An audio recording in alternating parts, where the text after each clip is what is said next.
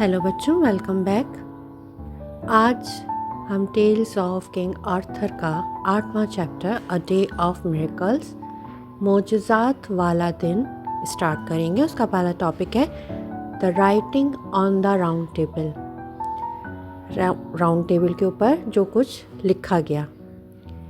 एक साल जब पेंटेकॉस्ट की ईद मनाई जा रही थी कैमलॉट में, कुछ बहुत अजीब सा वाक़या हुआ राउंड टेबल पर।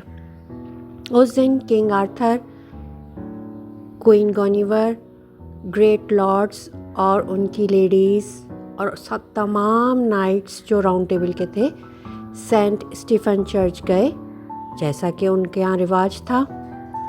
वहाँ से जाकर आने के बाद जब वो वापस ग्रेट हॉल में पहुँचे तो हर नाइट ने देखा कि उसका नाम सोने के हुरूफ से उस जगह लिखा हुआ है जहाँ पर वो बैठता है।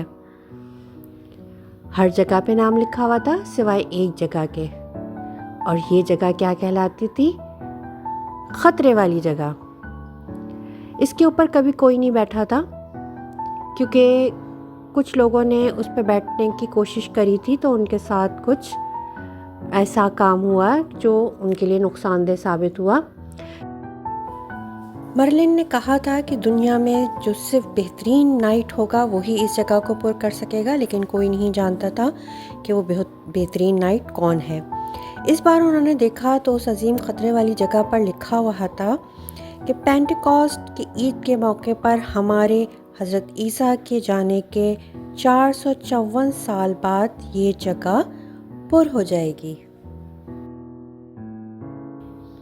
सर लॉन्सलॉट ने कहा कि मुझे लगता है कि आखिरकार वो साल आ ही पहुंचा है जब ये जगह पुर हो जाएगी, क्योंकि पेंटेकॉस्ट की ईद है और 454वां साल भी है। फिर उसने इस तहरीर को रेशमी कपड़े से ढकने को कहा ताकि सिर्फ वही ये जान सकें कि उस पर क्या लिखा हुआ है। अभी वो लोग खड़े होकर बातें कर ही रहे थे कि एक नौकर अंदर आया। उसने बादशाह से कहा, जनाब, कुछ कमाल का हुआ है। एक बड़ा पत्थर दरिया पर तैरता हुआ आया है और यहाँ कैमलॉट पर आके रुक गया है। उस पत्थर पे मैंने एक तलवार को चिपका हुआ देखा है। बादशाह को बड़ी दिलचस्पी हुई। वो और तमाम नाइट्स दरिया की तरफ गए। वहाँ उन्होंने एक बड़ा पत्थर पानी पर तैरता हुआ देखा। ये सुर्ख संगे मरमर का था और उसमें एक रोशन तेज तलवार धसी हुई थी। तलवार का दस्ता सोने का और चमकदार रंग के पत्थरों से बना हुआ था, और उस पर ये अल्फाज लिखे हुए थे कि दुनिया का बेहतरीन नाइट ही मुझे इस पत्थर से निकालेगा।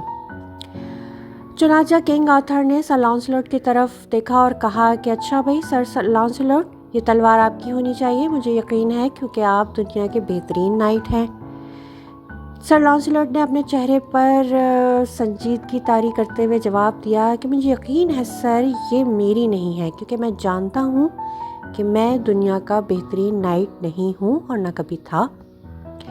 किंग आर्थर ने फिर सर गैवियन को तलवार लेने की कोशिश करने को कहा। उसने कहा कि वो कोशिश करेगा, लेकिन सिर्फ बादशाह को खुश करने के लिए। उसने तलवार को हैंडल से पकड़ लिया, लेकिन वो उसे हिला भी नहीं पाया। बाकियों ने भी कोई कोशिश नहीं की। उनका ख्याल था कि अगर सर लॉन्सलॉट कोशिश नहीं कर रहे और सर गैवियन उसको नहीं निकाल पाए तो फिर तो वो भी नहीं कर पाएंगे, क्योंकि वो उनसे बेहतर तो नहीं है ना। नेक्स्ट टॉपिक है द गुड यंग नाइट। अच्छा जवान नाइट। अब तमाम लोग ग्रेट हॉल में वापस आके अपनी अपनी जगहों पे राउंड टेबल पे बैठ गए। अभी वो अपना खाना खाना शुरू करने ही वाले थे कि एक और मौजज़ा रोनामा हुआ। अचानक महल की सारी खिड़कियां और दरवाजे बंद हो गए। फिर भी हॉल में ज़्यादा अंधेरा नहीं लगता था, इस पर वो सब हैरान थे। फिर हॉल में सफ़ेद लिबास पहने एक बहुत बूढ़ा आदमी आया। कोई नहीं जानता था कि वो आदमी कौन है और कहाँ से आया है। उसके साथ एक लंबा सुर्ख कोट पहने एक नौजवान नाइट भी था। उसके पास कोई तलवार या ढाल नहीं थी, लेकिन उसके पहलू में एक खाली म्यान लटक रही थी। तब बूढ़े ने बादशाह आर्थर से कहा, जनाब, मैं अपने साथ एक अच्छा बहादुर जवान नाइट लाया हूँ।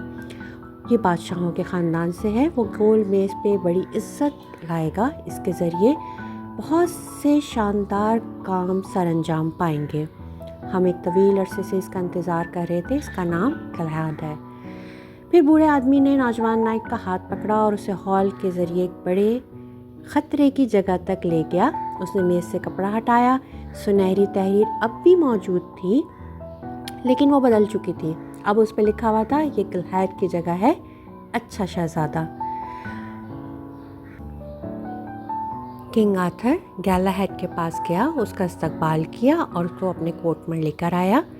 اس کے بعد اس نے اس ینگ نائٹ کو لے کر دریا پر گیا اور اس کو دور سے وہ گریٹ ریڈ اسٹون والی جو تلوار تھی پانی پر تیرتی ہوئی وہ دکھائی۔ جب گیلاہیڈ نے اس تلوار کو دیکھا تو اس نے اس کو بڑے آرام سے اس کے دستے سے پکڑا اور اس میں سے اس کو نکال کے اس کو اپنی میان میں ڈال لیا۔ دنیا کا بہترین نائٹ کیملاٹ پہنچ چکا تھا۔ نیکسٹ ٹاپک ہے the fellowship of good brave knights, اچھے بہادر نائٹس کی رفاقت۔ اس دن کے بعد جب وہ سب کھانے کے لیے بیٹھ گئے تو اس سے بھی بڑا معجزہ ہوا۔